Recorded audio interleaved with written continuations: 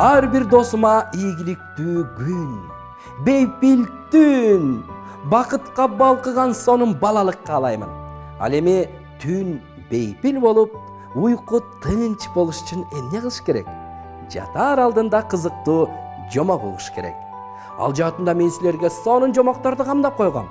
Бүгүнкү жомок кандай кызыктуу, Келгиле, жомоктон да силерге айтып берейин, силер уккула.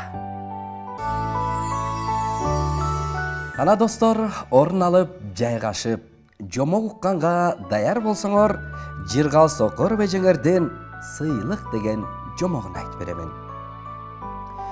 Бир күнү жаныбарлар чогулуп алып, жыйналыш өткөрүштү. Ар бир чогулганда кимде кандай өзгөчөлүк болсо талкуулашып, ошого жараша сыйлык берише турган. Бул жолу кайсы жаныбардын тумшугу өтө баалуу болсо, ага сыйлык бермей болушту. Ар кимиси өз тумшугун мактап, айтаарга сөз таппай жатышты. Урматтуу туугандар, кайсы жаныбардын тумшугу өтө маанилүү болсо, ага сыйлык берели. Мисалы, менин тумшугум ай чырайыма жарашып, өтө көрктүү. Жытты да укмуш сезет, байкуш тумшугум деп түлкү өзүнүн тумшугун болгондо дагы шуштугуй тумшугун кармалап, кылыктанып койду. Эй, койсоңчу, бул жерден да куулугуңду карматасың. Андай жытты баарыбыз эле сезебиз да. Тумшук деп мына меникин айтыш керек. 3 чакырым жерден жыт сезип, толтура жытты ажырата алам. Менин тумшугумду көргөндөр жүрөктөрү түшүп калышат. Көргөндө эле жүрөктөрү түшкөндөр толтура деп карышкыр ыргып калды. Аңгыча пил: "Эй, туугандар, бекер эле талашып жатасыңар. Меникиндей күчтүү тумшук кимиңерде бар? Кааласам мына минтип жуунуп алам, кааласам чөп-чар үзүп жейм, ал тургай карагайды дагы каңтарып салам" деп тумшугун сурнайдай кылып көккө көтөрдү. Анан канаттарын дирилдеткен кенедей калибри чымчыгы учуп келип гүлгө коно калды да ийнедей узун тумшугун мактап калды. Достор, мени да унутпагыла. Канаттуулардын ичинен эң назик, ичке, анан узун тумшук меники. Карагылачы. Эч бир жандык жетпеген гүлдүн ширесин мына монтип соруп алам. Бак чиркин, таттуусын айт. Анда баягы чымчыкты карап турган сасык үпүп: "Эй, менин тумшугум сеникинен да узун. Падышалар гана тагына турган таажым тумшугума кууп жарашат" деп тумшугун көтөрүп, көйрөңдөнө ары бери басып калды. Менин тумшугум деле оңой эмес. Укмуштуудай сезгич деп учуп бараткан чиркей кыңылдап мактанып кетти. Сен мендей болуп керемет кооз гүлдөргө конуп, таттуу шире чогулта албайсың деп ары ызылдап канаттарын күүлөдү. Эң эле күчтүү, өткүр тумшук мына меники. Жыгаштарды оюп, досторума уя салып беремин. Токойдун тазалыгына мына мен кам көрөмүн, мен көз салам деп тоңкулдак карагайды чукулап кирди. Бул убакта кыран бүркүт канаттарын калдайтып учуп бара жаткан эле жаныбарлардын чуулдаганынан улам кайрылып келип конуп калды. Абдан акылдуу жана калыс бүркүттү бардыгы сыйлай турган. Иштин жөнүн түшүнгөн бүркүт: урматтуу досторум, ар бириңдин тумшугуң өзүнчө баалуу. Жаныбарлар тумшугу жок болсо кантип жан сактамакпыз? Жыт билип, жемибизди чокуп кантип жемекпиз? Дем алуу дагы эм болмок. Баарыбыздын тумшугубуз өзгөчө жаралганын байкадыңарбы? Өзүбүз гана эмес, башкаларга да пайдасы тийип жатпайбы? Табият ар бирибизди ушундай тумшук менен сыйлаганына ыраазы бололу. Бири-бирибизди барктап, ынтымакта жашайлы. Кандай дейсиңер? Бул бүркүттүн калыс сөзүнө баары ыраазы болгон жаныбарлар жай баракат тарай башташты. Алардын ар бири өз тумшугу менен сыймыктанып бара жатышты. Мына достор, жаныбарлардын өзгөчө тумшуктары жөнүндө кызыктуу жомок соңуна чыкты. Эми дагы бир жомок айтып берейин. Ал жомок чоң атамдын тереги деп аталат.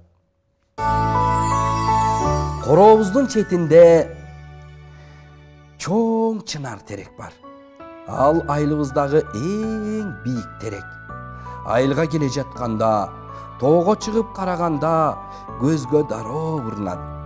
Теректин алдына барып отурсаң, көлөкөсү бир укмуш. Бутагында түрдүү куштардын сайраганы дайыма угулуп турат. Ал эми жалбырактары шуулдаса, бир сонун обон жел менен бүткүл айланага таралгандай сезилет. Бутактары термелсе, бийлеп жаткандай болуп, өзгөчө эле керемет. Теректин жоондугуна 3-4 кишинин кулачы жетпей калат. Күн ысып кеткенде, ушул терекке келип салкындап, бир маал эс алабыз. Алыс эмес жерде шылдырап аккан булак бар. Таптаза, муздак, даамы да бир башкача булак.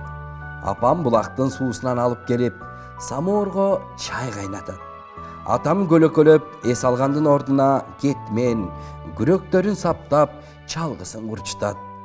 Карындашым Гүлай экөөбүз шахмат ойнойбуз же китеп окуйбуз.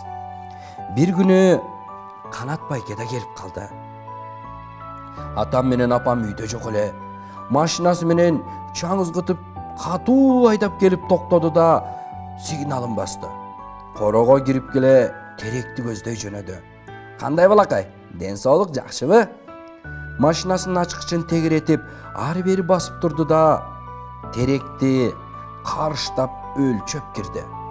Атаң келгенде айткының. Терегин мага сатсын. Акчасынан камсанабасын. Каалаган баасын төлөп берем. Тактай тилген сек ачпадым ба? Өз айылыбыздагы теректерден баштайын деп жатам. Мен таң калып, жок байке, терек сатылбайт. Аны чоң атам тиккен да. Атам деле макул болбойт болуш керек. Акчасын төлөсөм эмнеге макул болбойт? Бир жакшы велосипед саттырып аласың. Башка дагы керектиңе жарайт. Бул тереңер карып деле бүттү. Бир күнү жыгылып калат. Андан көрө эртерээк кыйып салгыла да.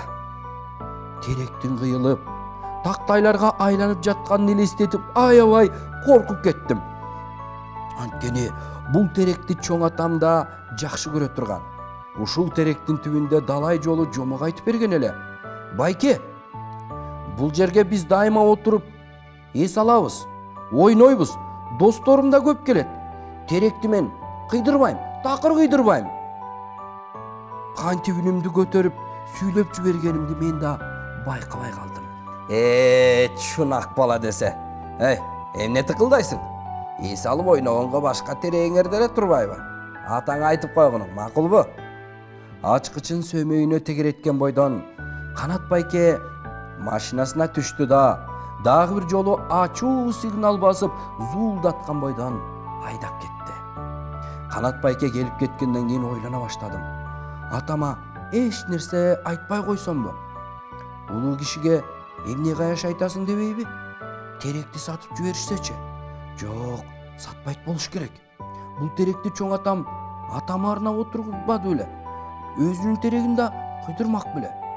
Ойлонуп отуруп, Гүлайды чакырдым да ага болгон окуяны айтып бердим. Байке, келиңиз. Атамдар келгиче бир нерсе ойлоп табалы. Шаардагы эжемдерге телефон чалалы. Алар сатпагыла деп айтышсын, деди Гүлай. Кагаз, калем сап алып келчи, дедим. Гүлай чуркап барып бат эле көтөрүп келди.